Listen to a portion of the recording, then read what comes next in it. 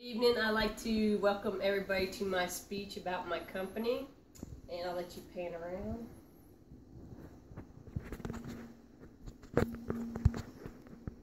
My name is Kelly Line. I work for Aram, and we are part of a huge organization. We are a third-party vendor. The part of the organization with Aram that I am with is Healthcare Technologies. I work in a hospital for Bon Secours St. Francis Hospital, and we handle all their medical devices. My role is a technology manager. I have 5 biomeds and 2 imaging staff. The biomeds take care of the small end medical devices, and the imaging techs take care of the x-ray equipment. I am currently dressed in scrubs because this is what we normally wear when we go to work.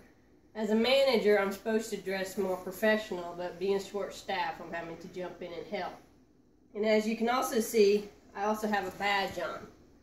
This badge gives me access to many places in the hospital to where other people cannot get into. It is very important that there's security checks at every point, because you don't want certain people to get in certain areas when not supposed to be there. So a lot of places we have to go into is the OR. And many times it can be very stressful for our jobs, because during an OR case, a procedure, the doctor could get a device and the device could break during the procedure while it's inside of a patient. And doctors get very upset when that happens. So when they call us, we are beat-feeting to that OR room. And in most cases, there's a patient laying on the table, and they are cut open, and you can see organs and everything like that. It's pretty gross. Some people can't handle it, and some people do pass out. I wanted to give you some examples of what we work on. One thing is an infusion pump. Many people, I am pretty sure, have been hooked up to an infusion pump. So what the infusion pump does is it puts fluids into your body. So they will hang an IV bag, and then they will also hook a needle into your arm.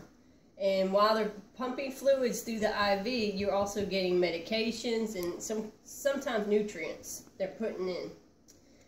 I wanted to tell you some things that you should check for when you're ever in a hospital. First, always check the power cord. Most cases you will have a 3-pronged power cord. If you're missing one of these, that's a safety hazard, and that is not good to put on patients. Another thing to look for is there should be an inspection tag on every device. You always want to check the dates and make sure they're up to date. If it's out of date, I would question it. I would call a nurse. I would call somebody and say, I want that device moved off my family member, and you want a device that is up to date. The other device I have is a SCD. It's a sequential compression device. Many of you also have been on this device also. When you get out of surgery, the doctor would like for you to get up and walk around, because you'll form blood clots after surgery if you don't do this. So there's hoses on this device, and what happens is you get a sleeve put on your leg, and the device connects into it. You turn the device on, and the pressure will build up into these sleeves, which will allow blood flow to flow through your legs. So one will turn on, and then the other one will turn off. So it goes back and forth, back and forth.